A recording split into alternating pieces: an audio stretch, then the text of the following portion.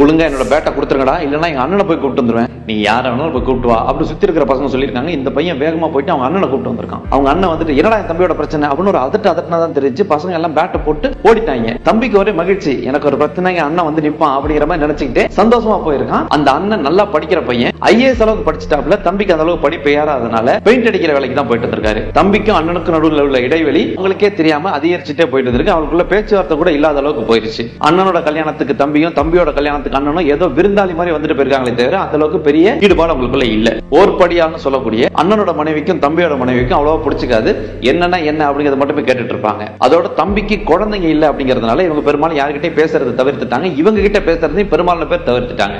அண்ணனுக்கும் தம்பிக்கு நடுவில் உள்ள இடைவெளி அதிகரிச்சுட்டு தான் இருந்திருக்கு.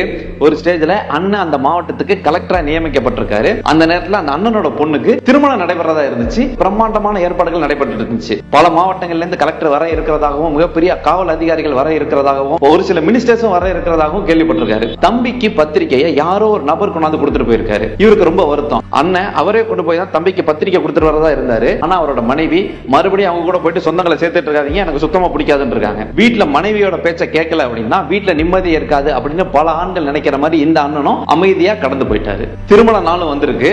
ஏங்க நம்ம 2 பேர் போயிட்டு வரலாமான்னு கேட்டிருக்காங்க. ஏய், அவர் வந்து முறையாவே நமக்கு பத்திரிகை கொடுக்கல, நான் அந்த பக்கம் வரவே மாட்டேன், நீயும் போகாத, உனக்கு மரியாதை இருக்காது அப்படின்னு இருக்காரு. இல்லங்க பரவாயில்ல, நான் போயிட்டு வரேன். இங்க அண்ணன் மனைவி தம்பி மனைவியை பார்த்துட்டு வாங்க, இப்பதான் வர்றதுக்கு உங்களுக்கு வழி தெரிஞ்சிச்சோ, நீங்க முறையா கூப்பிட்டீங்கன்னா முன்னாடியே வந்திருப்போம், நீங்க முறையா கூப்பிடுற அளவுக்கு நீங்க நடந்துக்கலையே, நாங்க அப்படி என்னங்க தப்பா நடந்துக்கிட்டோம் அப்படின்னு இவங்க பேசிட்டு இருக்கும் போதே அண்ணன் வேகமா வந்து அவரோட மனைவி அழைச்சிட்டு போயிட்டு என்ன இங்க போய் சண்டை போட்டுட்டு இருக்க அப்படின்னு பேசிட்டு நடந்து போயிட்டு இருக்காரு.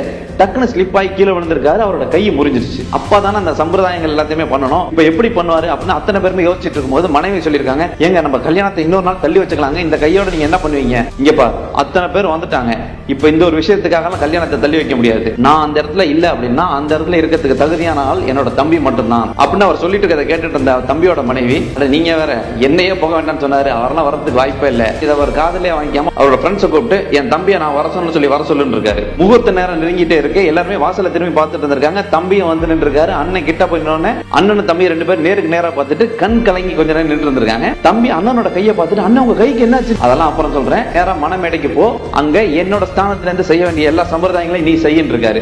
மறு வார்த்தை கூட பேசாம அண்ணன் சொல்லியிருக்காருன்னு சொல்லிட்டு அப்படியே போயிட்டு சம்பிரதாயங்கள் எல்லாத்தையுமே செய்ய ஆரம்பிச்சிருக்காரு. அண்ணன் முன்வரிசையில் உட்காந்துட்டு இருந்த முக்கியமான பிரமுகர்கள் எல்லாருக்கிட்டயுமே என்னோட தம்பி அவன் அறிமுகப்படுத்தி வச்சுட்டே போயிட்டு இருந்திருக்காரு. அங்க இருந்து மனைவி இவரை பார்த்துட்டு இருந்திருக்காங்க, என்னோட தம்பிடி அப்படின்னு கர்வத்தோட சொல்லிட்டு இருந்திருக்காரு. தம்பி ஒரு மகிழ்ச்சியோட அந்த சம்பிரதாயம் எல்லாத்தையுமே செஞ்சிட்டு இருந்திருக்காரு. சகோதர சகோதரிகளுக்குள்ள பிரச்சனைகள் அப்படிங்கிறது வர்றது இயற்கை. ஆனா அவங்களுக்கு ஒரு பிரச்சனை அப்படின்னா அந்த பகையெல்லாம் மூட்டை கட்டி வச்சுட்டு அவங்களுக்காக கண்டிப்பா போய் நம்ம நிக்கணும்.